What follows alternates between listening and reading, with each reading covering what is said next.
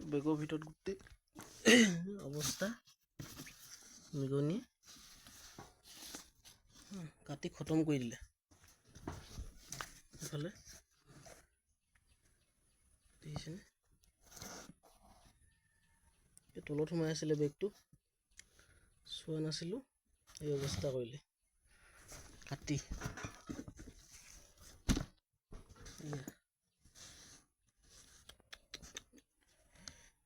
প্লাষ্টিকলৈকে কাটিছেগৈ আৰু কাপোৰ খতম।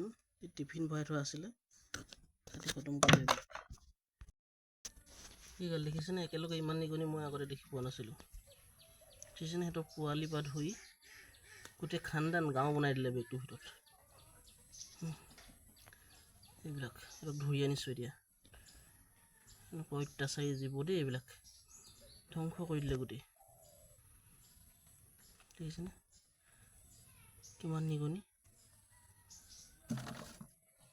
ক'ত পলাবতো নোৱাৰো এতিয়া। সেইটো গোটেই খান্দান আছে মানে।